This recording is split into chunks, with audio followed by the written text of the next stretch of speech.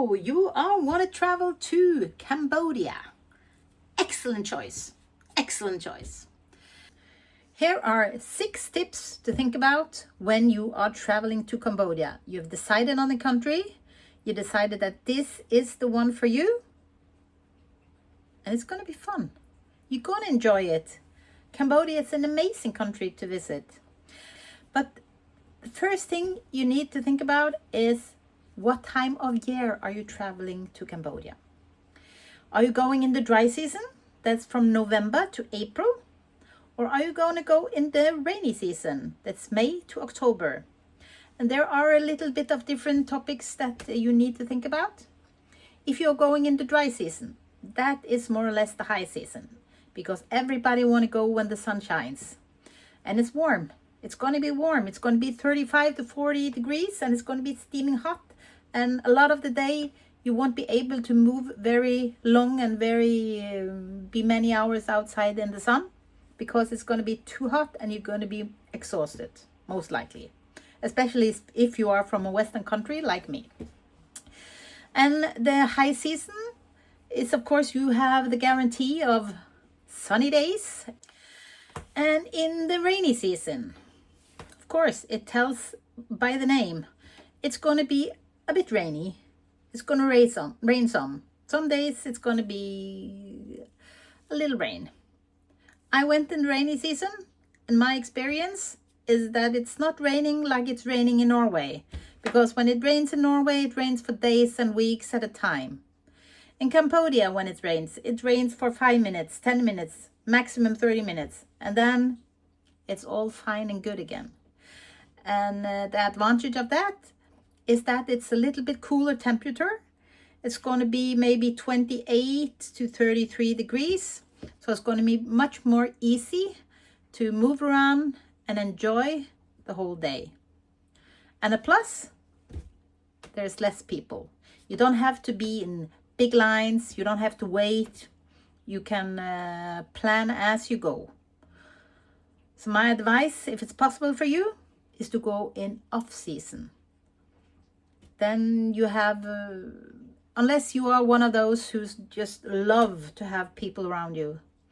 There's still going to be tourists, but it's just going to be fewer tourists in this season. So something to think about. Number 2, advantages by going in high season versus low season. If you go in high season, of course, everything is going to be open. Everything is happening. There's a lot of activity. All the markets are boosting. Everybody is having their show. Everything is up and going. But the disadvantage is that it's a lot of people. There's going to be lines.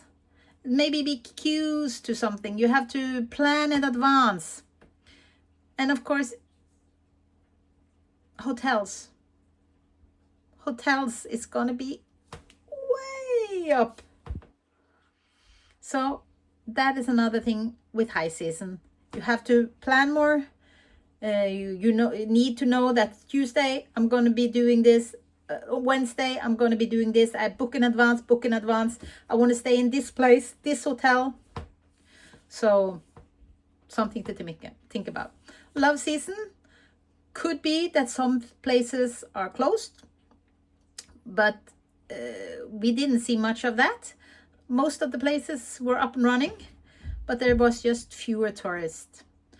And positive, we could just drop by this hotel or that hotel. We wanted this for 2 nights, 1 night at this hotel. We could travel, and people are more available. And that's just the way it is. So low season, maybe a bit more rain, but much cheaper and easier to just do whatever you feel like from one day to another. Maybe I want to stay here 2 nights. I stay 2 nights, and then I decide, it was so fun, I'm going to stay a couple of more nights, and I just check by the hotel, can I stay a couple of more nights? No problem. High season, most likely they're going to say, no, we are expecting guests, you have to move out of that room, or that's just something to think about. Okay. Number 2 on my list is hotel and Hotelstandard. You have to think about that the Hotelstandard in European and American countries and more Western countries are a little bit different than in Cambodia. The hygiene is not the same, so you can't expect the hotels to be flawless. With that said, they are much cheaper. But if you have very high standards, you should go for a higher standard hotel. So if you normally think it's okay to stay at a 3-star hotel, maybe you should aim a little bit higher in Cambodia to get the same standard that you are used to. They just don't have the same regulations, the laws and standards that are required. I would say to you, if you are very hygienic, maybe read some reviews in advance. Just don't look at oh, it's 5-star, it's going to be fine. Read the reviews from other travelers. Is it okay? We went to a hotel that was quite okay. It had a beautiful pool. Everything in the reception was okay. But when you come to the room and by first glance, everything looked fine. But afterwards you see there is dust and other people garbage under the bed, and there is in the shower you see that they didn't really wash the doors. They probably have soap from 4 years or something. But it depends on what you can live with, and you're not going to spend a lot of time at the hotel, so maybe it doesn't matter. You're just going to sleep there, bathe there, and be out and exploring. So, but just a thing to think about. Number 2, hotels. Hi, I'm Anki. Thank you for watching my video. I appreciate you. And if you have the time to just push the thumbs up if you like my video, I would really appreciate it. So thank you in advance. Number 3 is the taxi or the cab or the Grab or the tuk-tuk. They will hustle you if they can. So one thing we learned very fast is that you always ask in advance how much they will take. And in the beginning we paid sometimes $3, $5. We were going to the same places. And after a couple of days we realized, everybody else is paying $1. Doesn't matter where they're going. In Siem Reap, $1, $1, $1. And it was the same in Battambang if you were going. So just be aware of if they hustle you, they do it because they think $3 is not much for you, and it isn't. But if you pay $3 every time, it's going to add up. So if you can pay $1 and you pay $3, it's going to be money that you could have spent on a beer or an activity or just doing something, staying for a couple of more days in a better hotel. So just another thing to think about. Always agree before you put your feet in the tuk-tuk what the price is for where you're going. Food. The food is going to be amazing. They're going to have a lot of different food options for every aspect of your life. If you want to play it safe, you can get pizza, you can get Burger King, you can get McDonald's. Or if you want to be adventurous and try some exotic food, you can try snake, crocodile. They had some strange eggs that they are almost ready to be born chicken they ate. I didn't dare to try it, but for those who are a little more adventurous, go for it. They ate it, so it's probably good. And if you want to try to eat rat, you also can eat rat. Rat, it's actually very common for the middle class to poor people in Cambodia to eat because it's affordable meat. So, and they say it's not like the rats we have over here, or because they catch rats only from the rice fields, and they mean that they are cleaner because they only eat bugs and rice, corns, and the things they don't eat garbage or toilets like they do in other places. But I don't know. I didn't dare to try that either. But our tuk-tuk driver was very positive about it, and he ate rat every day, he told me, with the mango chutney by his side or some mango something. And it tasted like chicken, according to him. It probably does. So you have plenty of food options, from safe to more spontaneous. And of course, when it comes to food, you have to be a little more aware of where you eat. And you can't always tell by the look of the restaurant how well the kitchen is. But just there will be days where you maybe have some stomach problems, that you have some reaction to the food. So maybe take something in advance so you know that you think before you buy, and just don't take I don't know, some people have very good stomach and can eat from the vendor next door, and others, they need to have a more safer options and don't want to ruin the whole holiday. So it's up to the person, but just use your head and don't do anything stupid. If you have had too many drinks and think it's going to be okay, it probably won't. So good luck with that. Tip number 5 to think about: monkeys. Who would have known? I have been to many places, and of course I have seen monkeys before.